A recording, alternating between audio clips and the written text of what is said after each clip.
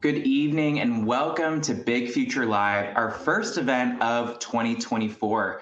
Tonight, we're answering your questions all about college and career planning, and we'll even show you a checklist to help you stay on track.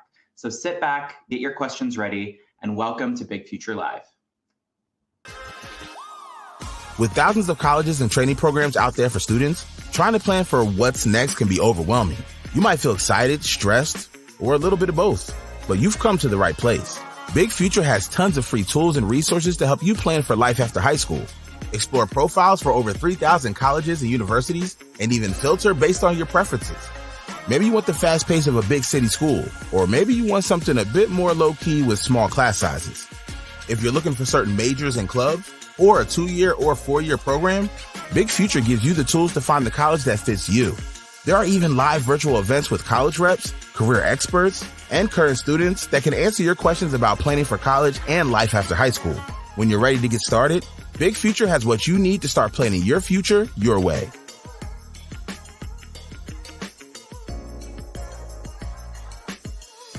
Hi, everyone. My name's Greg. I use he, him pronouns, and I work here on the Big Future team. Thank you all for joining our first event of the new year.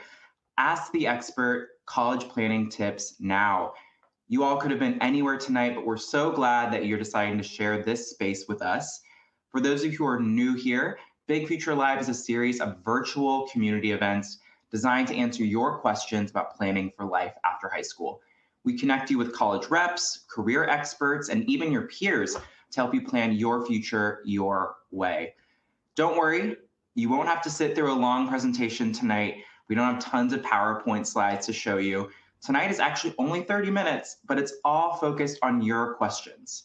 So here's how tonight is going to work.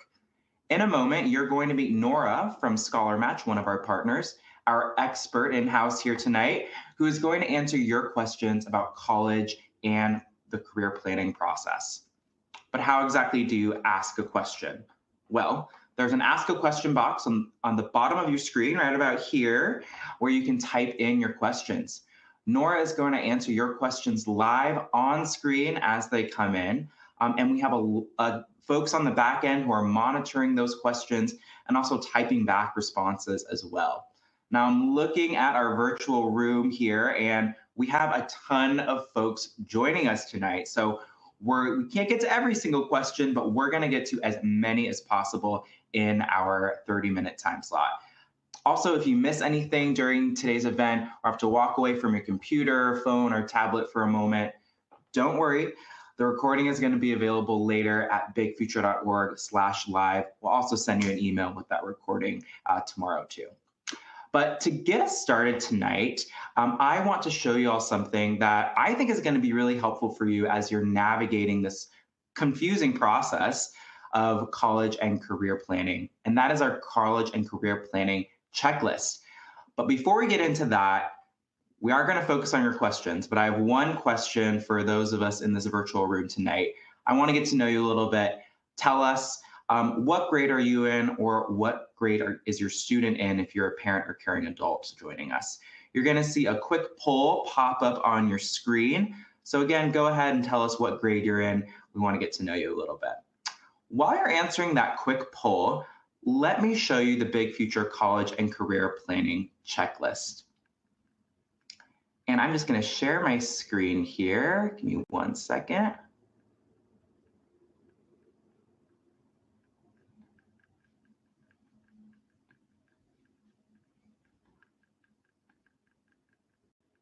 All right. Awesome. So as many of you know, the navigating the path to life after high school can be quite complicated and sometimes stressful. And what we've heard from students and parents is that students need specific guidance on what to do and when, which is why we introduced this checklist. So let's get into it. I'm on my personalized dashboard on Big Future right now, where you can see when this month's Big Future Scholarships winners are going to get announced, and also some of the saved items, including college list, career list, and scholarship list. But we're talking about the checklist. So I'm going to go up to the right-hand corner, click on My Big Future, and then click on My Checklist.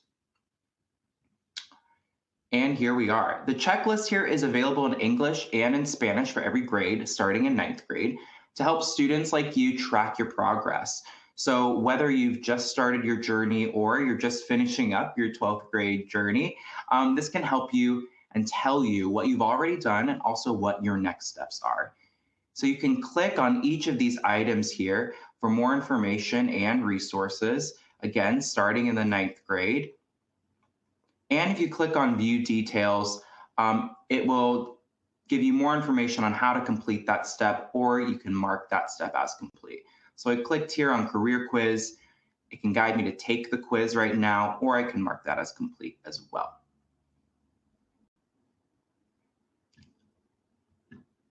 All right, so that's just a little bit about the college and career planning checklist. You're going to hear more about ways that you can stay on track as you plan for college and career as we get into some of those questions. But for now, let's learn about our audience. Let's see who is in the virtual room tonight. And it looks like about 50% of you are in the 11th grade. So we have 50% of juniors in the house. We have about 30% of our audience are 10th graders, and then about 17% of you are freshmen or ninth graders getting started early.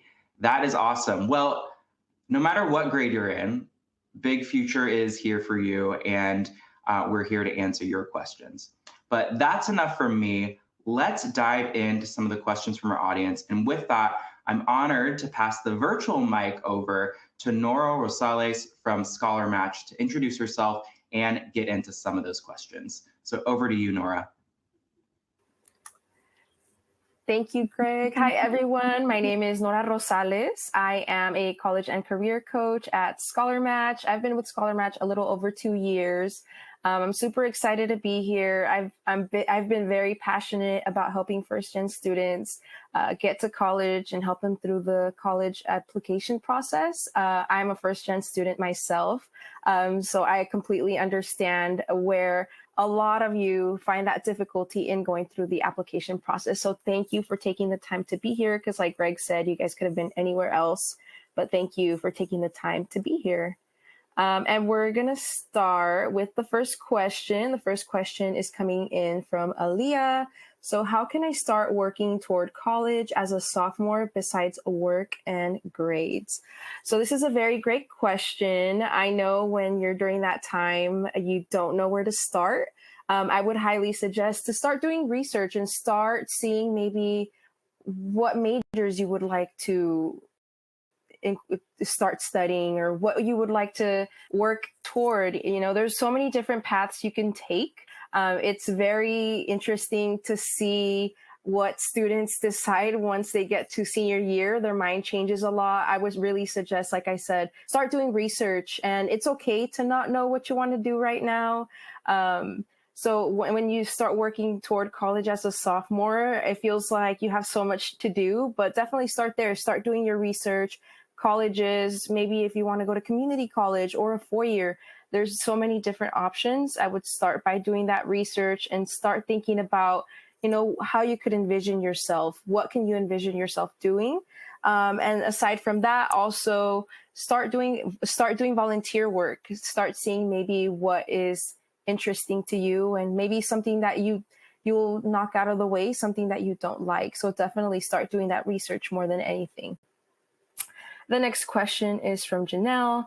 If I go to a four-year college, do I need to know what I want my major to be during my first year? No, you don't need to know what your major needs to be during your first year.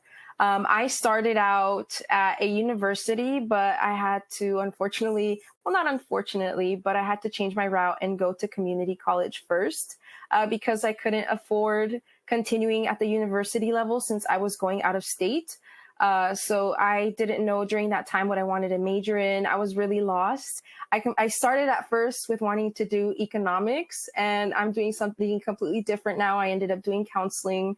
I finally decided that I wanted my bachelor's to be in child development when I was in my second year, ready to transfer to a university. So you definitely do not need to have it all figured out right now. Right now is the perfect time to start exploring, start seeing what you like, what you don't like. So definitely don't feel like you have the weight of the world on your shoulders. It's okay to not know what you want to do right now. Our next question is from Heather. How do you help the students prepare for college? So how if you're referring to maybe Scholar Match, how I help students prepare for college, when I coach my students, we start by first working on our college list. This is usually when they're in their senior year. That's when we start helping them build that balanced college list that we call it. We want students to have a variety of schools, safety schools, reach schools. And what that means is we want students to start applying to schools that they have a higher possibility of getting accepted into based on their GPA and based on their test scores, volunteer work that they've done. Every college is going to rank and really look at the admissions application differently. So that's why we decide and help our students to build that balanced college list. So that's how we start helping them prepare for college. It can be very daunting, and especially if a lot of students are sophomores, this is a great time for you, like I mentioned, to start doing that research and starting to familiarize yourself with the process and what it takes to get into certain colleges, what GPA requirements they may have, and any prereqs, letters of recommendation. You want to do all of this ahead of time to make sure that you have everything ready by when the time comes for you to start applying to these colleges.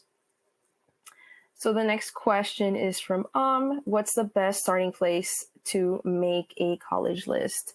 I know Big Future has a college search engine that could really help you start to narrow down the choices that you need to make when it comes to applying to these colleges. That is what I use with my students going through the College Board's filter, because they filter out the colleges based on that safety, match, and reach basis that students need in order to create that list. So I would really suggest starting to use that college search so you can start seeing what colleges might be the best fit for you based on whatever you input into their filters. Let's see. Srish, sorry if I mispronounced your name. Srishti asked, should I go on college visits before college apps or after acceptances come in? I would start doing college visits as soon as possible. This way you kind of have a clear idea of where you want to go. Once those acceptances do start coming in, it's better to get those done ahead of time. And if you do want to have like a second visit, maybe by the time that your acceptance comes in, just to reassure and reaffirm that you want to go to this college, that could be very helpful. But I would highly suggest that you start ahead of time to make sure that you have that image in your head, envisioning yourself whether or not you would like to go to this college. Because it's once you get the acceptances, you're going to have this wide array of colleges. And once you start having that image of where you want to go, I think that would be the most helpful for you, because then you have all of these different scenarios that come in, whether or not you're going to get enough financial aid to attend, just to, not worry so much maybe about touring. You already have that out of the way, and you already know what that college campus is like. There's really no wrong or right time to go, but if you could go ahead of time, that'd be the best decision. Hannah asked, what's the difference between a 2-year, 4-year community college and university? So that's a very great question. As I mentioned, I went to community college myself. That would be considered a 2-year. In a community college, you really focus on getting your general education courses out of the way. That includes your English, communications courses. It all depends per state what requirements they may have. But a 2-year, usually They're a lot cheaper. That's also why I decided to go to a 2-year. It helped me to, save money and be able to prepare once I went to that 4-year university. A lot of students might choose that option just for the ability to be able to pay it off before they go off to a 4-year. Some students may decide to go to a 2-year just to start deciding maybe what kind of major they would like to focus on. And that's okay. I know when I was first in my senior year, it was very encouraged to go to a 4-year university instead of going to a community college. And I remember feeling so discouraged when I had to make the decision to go to a 2-year college because of my financial situation. But once I got there, I discovered there are so many students that are on that path to be able to transfer to a 4-year university. And sometimes it's a great decision if you apply to, maybe you have a dream school and unfortunately you don't make it to that dream school. You have that ability to get your grades up while you're in a 2-year and then transfer over to a 4-year university. So the next question, let's see, for Hannah. The next question is, Noah, what tips do you have for writing scholarship essays, and what do you recommend for finding scholarships that I am eligible for? So I know that there's a resource hub on Big Future with articles and videos to help students to help write their best college essay. But tips also for, writing those scholarships essays, I would say definitely start looking ahead of time at what the requirements are for those essays. Some essays may require you to have letters of recommendations. That's very important to make sure that you start building those relationships with your teachers or counselors, whoever you're going to decide to ask for those letters of recommendation. Definitely stay true to whatever question it is that they're asking, because you know yourself better than anyone else. Really try to speak for yourself and your experiences and answer the prompts that the scholarship is asking you. That way, once they read over that, they really get an idea of who you are as a person, any activities that you've done. And like I mentioned, those letters of recommendation are also really going to help you when it comes to applying to those scholarships. The next question that we have is from Shay. So what's the difference between undergraduate, graduate, and master's degree, and how will the degree I get affect my future job? That is a very great question. So the difference between, undergraduate, graduate, and master's. Okay, so a graduate and master's degree are very similar. My undergraduate degree was in child development. That is the 4 years that it takes you to complete that bachelor's degree. And then you still have job opportunities with a bachelor's degree. What I did while I was an undergrad was, when I figured out what kind of career I wanted to go into, I started researching what the job requirements were when you applied to that job. I knew when I was younger that I wanted to be a counselor. So I started looking at what the requirements were to become a counselor. And I realized that you have to have a master's degree in order to start counseling. So I then decided that I wanted to major in child development to be able to work at a school. And then from there on, move on to my graduate degree, which was my master's in counseling. So right now I'm currently in a master's program, and that's going to open up more doors for me to finally be able to become a mental health counselor, which is what my focus is on. So it definitely opens a lot more doors, but your degree is whatever you want to make of it. It's not a make or break. If you major, let's say, in business, you're not stuck in business. You could do whatever you want from there on out. Some, like for example, my counseling program didn't have a specific requirement of what bachelor's degree I had to have. So you could have been in business and move on to be a counselor. So I would definitely start doing a little more research if you do want to get your master's. See what the requirements are. Some master's degree do have prereqs of, for example, physical therapy. Their doctorate degree has certain undergrad classes requirements that you have to take. So it's important for you to start looking at that as well. So definitely, start doing your research ahead of time if that's the pathway that you do want to follow. So Jubilee is asking the next question. What does volunteer work have to do with college? That's a very great question. When I was in my senior year of high school, I had to do volunteer work as part of one of my senior projects. And for my volunteer work, they let us decide wherever we wanted to do our volunteer work. We just needed to complete a certain amount of hours. But that volunteer work really helped me to get an experience of what I wanted to do, kind of see what fields interested me.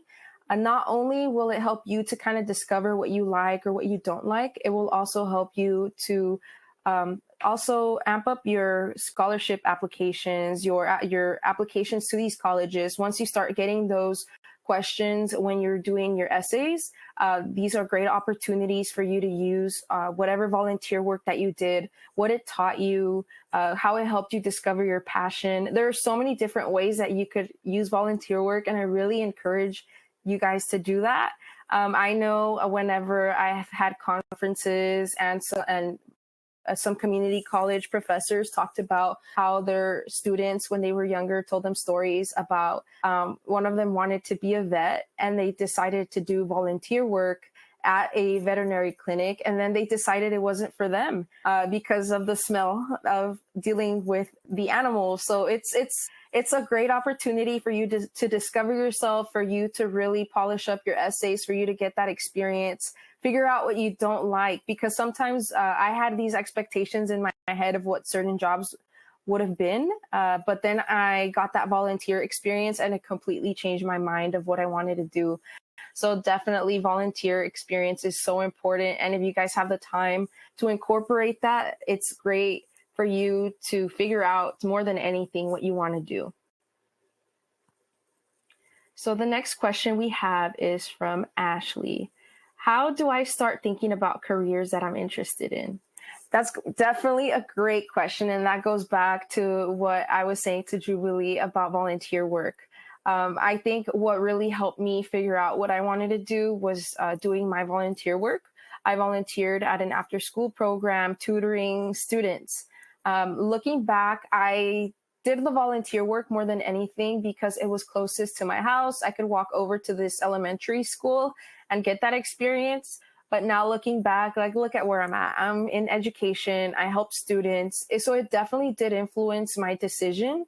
In the moment, I found it a little more annoying because I had to take the time to do volunteer work. I know when you're a senior, you want to just, hang out with your friends and not really think about the process so much of applying to college, at least for me, because as a first-gen student, my parents were very supportive, but they didn't understand how the college process worked. And I didn't understand the seriousness of getting those experiences early on. So to me, volunteer work was like just another extra task that I had to do. But like I said, now looking back, that really helped me to figure out what I wanted to do and really reinforced my passion for working in education and helping students. So definitely volunteer work can help you find that interest. If there's something that you're interested in, see if they're taking volunteers. Ask. Also, you could watch videos on YouTube of what a day in the life of a maybe counselor is like. There's a lot of videos now that we have access to that could show us, what these people do in their careers. So that's definitely a great point to where you can start to see maybe what you're interested in. So the next question is from Margaret. What tools are there to help pick a career? So I know there's a lot of career quizzes online. I know that's what helped me to figure out. Since I'm based in California, we have this website called California Career Zone, and I know Big Future might have those tools as well. Oh, there's a career quiz on Big Future. So these career quizzes really helped me to figure out what I wanted to do as well. I know a lot of these quizzes ask you, would you like working in like a beauty salon? Or, they ask all these questions to kind of figure out maybe what the right environment for you would be. And don't feel like these quizzes are a make it or break it, like, oh, I'm not meant to do this career. They're just a guidance and a starting point for you to start figuring out maybe, where you want to start. Because I know it's so overwhelming and you have that feeling that you have to have it all figured out right now, and you don't. So definitely start doing your research and getting those experiences more than anything. I would say if you could do volunteer work, as I said earlier, do it. Put yourself out there. Ask questions. If you're curious about what's for their job, ask them. I know when I first went to one of my counselor's office, I really liked how her office was set up, and that's what caught my attention. And I just decided, hey, like, what did you do to get here? And she also told me, she was like, oh, I had to get my master's degree. I had to do my undergrad. And when she mentioned that I had to do school for another 2 years after getting my bachelor's, I was like, oh, I'm not going to do that. And then look at me now. I'm back in grad school. I decided that, I wanted to be a counselor. So definitely ask those questions and, start getting that in your head, getting that experience more than anything. Yeah. Let's see. Were there any other questions, Greg?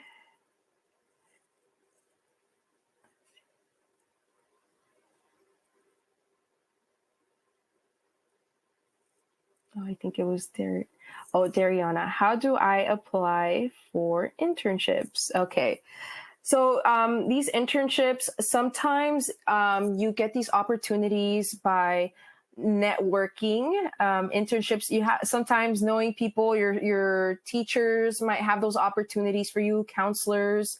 When I worked at a high school, I worked as a career navigator. So I had the connections with the county, and they would send us any internships that were available for the students. So I would definitely suggest if you could start connecting maybe with your counselors or teachers, doing research online as well to get those connections to see who might have those internships available. Sometimes within the city, they also might have like scholarship opportunities that require a certain experience that they might offer. So definitely more than anything, connect with your counselors on campus to see what internships they may have available that have been sent over to them. So start doing this ahead of time. Start dropping into your counselor's office as soon as you can. Don't wait until the last minute, because that's when they get all the students that come in to ask them questions about internships or volunteer work. So make sure that you do everything ahead of time. Great advice, Nora. Yeah, definitely take advantage of the people around you that want to support you. Ask questions on Big Future Live, but also ask questions to your counselors, your teachers. They're there to support as well. Nora, I can't believe how quickly time has passed. But as is customary with all of our Big Future Live events, we love to end with some wise words and some advice. So the last question is actually going to come from me because I think it'd be helpful for everyone. What is your biggest piece of advice for students as they plan for college and career? Your biggest piece of advice if you had to choose one. Ooh, my biggest piece of advice, and something that I wish somebody would have told me, it would have been that it's okay to not have it all figured out right now. I know there was a lot of pressure on me from counselors and, our teachers to apply to a 4-year college and figure everything out. And I thought that the major that I decided was going to be the end all be all of, my career, and it wasn't. And most of all, I just want you guys to remember that whatever degree that you choose, you're not stuck with it forever. You can make whatever you want out of it. So it's super exciting to get to see all the beautiful things that come from your college experience. So definitely put yourself out there and don't be afraid to ask questions. That would be my biggest advice to you guys. Like, don't be afraid to ask questions, and there's always somebody who's willing to help. Amazing. Thank you so much, Nora. Thank you for being here. Unfortunately, that's all the time we have for today. I want to thank you again, Nora, for being here, but then also all the students and caring adults in our audience. Thanks for sharing this space with us. We'd love to hear how tonight's session went. After this event closes, you'll be automatically redirected to a feedback survey. It only takes a couple minutes to complete, and it helps us to make future live events even better. And if you missed any part of tonight, don't worry, you can view the recording online at bigfuture.org/live. And we'll send you an email tomorrow with the recording as well. So look for that in your inbox. For all of our parents and caring adults joining us, please join us on February 22nd for an event specifically for you, designed to answer your questions about how to help your student pay for college. You don't want to miss it. Thanks everyone for being here and have a great night.